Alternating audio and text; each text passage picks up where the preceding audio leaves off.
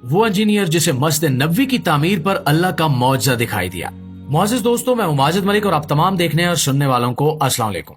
प्यारे दोस्तों, अगर आपने कभी खाना काबा या मस्जिद नबवी की ज़ियारत की है तो आप यकीनन उस रूहानी कैफियत से वाकिफ होंगे जो उन पाकीज़ा जगहों पर कदम रखते ही दिलो दिमाग पर छा जाती है।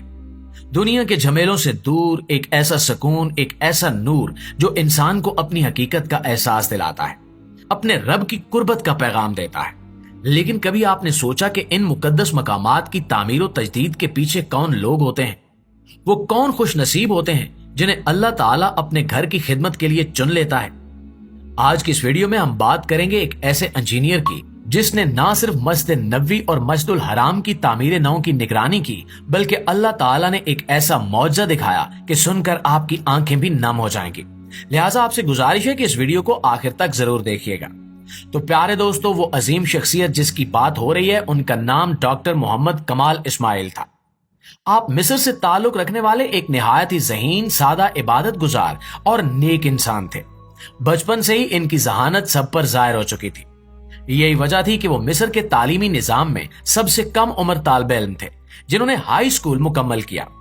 फिर इन्होंने निहायत कम उम्री में रॉयल स्कूल ऑफ इंजीनियरिंग से ग्रेजुएशन मुकम्मल की और अपनी सलाहियतों के बलबूते पर यूरोप की बेहतरीन यूनिवर्सिटियों से इस्लामी तर्ज तामीर में कई डॉक्टरेट की डिग्रियां हासिल की। इनका इल्म, इनकी मेहनत और इनका इखलास देखकर सऊदी हुकूमत ने इन्हें हरमैन शरीफैन की तौसी और तजदीद की सबसे बड़ी जिम्मेदारी सौंपी और यही वो मकाम था जहां से इनकी जिंदगी का असल रूहानी सफर शुरू हुआ। हैरत की बात यह है कि इतने आला तालीम याफ्ता, तजुर्बाकार और बैनुल अक़वामी शोहरत याफ्ता इंजीनियर ने इस मंसूबे के लिए एक भी पैसा लेने से इनकार कर दिया। उनका कहना था कि ये अल्लाह का घर है और मैं कैसे अल्लाह की खिदमत के बदले दुनियावी उजरत लूं। वो डरते थे कि कयामत के दिन अल्लाह ताला के सामने क्या जवाब देंगे अगर इस पाक काम के बदले दुनिया की दौलत ले ली। उनका हर अमल इस बात की गवाही देता था कि वो दुनिया की नहीं बल्कि आखिरत की तैयारी कर रहे हैं। वो तन्हाई पसंद थे, मीडिया से दूर रहते थे और ज्यादा वक्त इबादत, तिलावत और रूहानी सुकून की तलाश में गुजारते थे। इनकी यही सादगी और नेकी इस बात का सबूत है कि वो वाकई अल्लाह के खास बंदे थे और अल्लाह ने इन्हें मस्जिद नबवी और मस्जिदुल हराम जैसे मुकद्दस मकामात की तामीर की सादत देकर दुनिया और आखिरत में सुरखरू कर दिया। नाज़रीन, वैसे तो मस्जिद नबवी और मस्जिदुल हराम की तामीर में इस्तेमाल होने वाला हर पत्थर, हर सतून और हर ईंट अपनी जगह एक मौजज़ा है, लेकिन जो वाकया डॉक्टर मोहम्मद कमाल इस्माइल के साथ पेश आया वो ना सिर्फ अकल को हैरान कर देने वाला है बल्कि ईमान को भी ताजा कर देता है।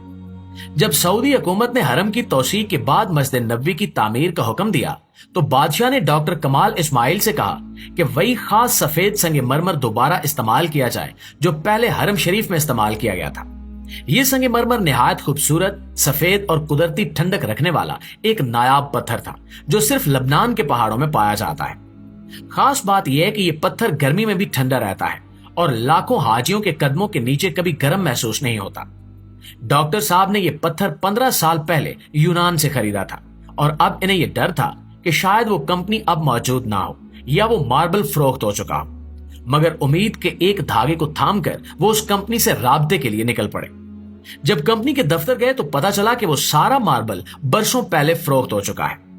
इनका दिल टूट गया, लेकिन जाते जाते इन्होंने सेक्रेटरी से कहा कि अगर मुमकिन हो तो ये पता लगाएं कि वो नायाब मार्बल किसने खरीदा था।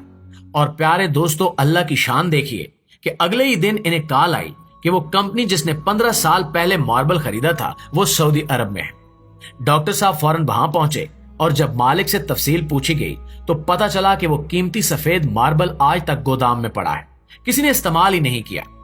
ऐसा लगा जैसे वो पत्थर इन 15 सालों से इसी लम्हे का इंतजार कर रहा हो कि अल्लाह का चुना हुआ बंदा आए और इसे मस्जिद नबवी में लगाए। डॉक्टर कमाल इस्माइल की आंखों से आंसू जारी हो गए। इन्होंने कंपनी को खाली चेक दिया और कहा कि जो कीमत चाहे लिख लें, लेकिन कंपनी के मालिक ने भी वही इखलास दिखाया और मार्बल मुफ्त देने से इनकार नहीं किया। सुभान अल्लाह।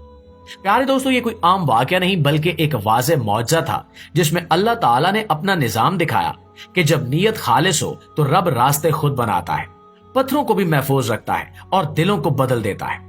प्यारे दोस्तों, याद रहे कि हम जिस मस्जिद की बात कर रहे हैं वो आम ईंटों और पत्थरों से बनी कोई इमारत नहीं, बल्कि वो जगह है जिसकी बुनियाद खुद हजरत मोहम्मद मुस्तफ़ा सल्लल्लाहु अलैहि वसल्लम ने अपने दस्ते मुबारक से रखी थी। یہ وہی جگہ ہے جہاں آپ صلی اللہ علیہ وآلہ وسلم کی اونٹنی اللہ کے حکم سے خود جا کر رکی تھی، اور وہی مقام مسجد نبوی کے لیے منتخب ہوا۔ اس مقام پر جو اینٹ آپ صلی اللہ علیہ وآلہ وسلم نے رکھی، خلفائے راشدین نے بھی اسی کے برابر اینٹ رکھی، تاکہ برابری اور اخلاص کا پیغام دنیا کو دیا جا سکے۔ یہ وہی مسجد ہے جس کے آس پاس حضرت عائشہ رضی اللہ تعالی عنہا، حضرت سعودہ رضی اللہ تعالی عنہا اور دیگر امہات المومنین کے حجرے تھے۔ یہاں نماز پڑھنے والا، ذکر کرنے والا، آنسو بہانے والا وہ سب کچھ کرتا ہے جو ایمان کو زندہ کرتا ہے۔ یہاں ہر قدم، ہر سجدہ، ہر دعا ایک خاص روحانی کیفیت رکھتی ہے۔ لاکھوں لوگ ہر سال یہاں آتے ہیں اور دل و جان سے دعا کرتے ہیں کہ یا اللہ ہمیں بھی وہ سعادت عطا ہو کہ ہم تیرے نبی کی مسجد میں ایک سجدہ کر سکیں۔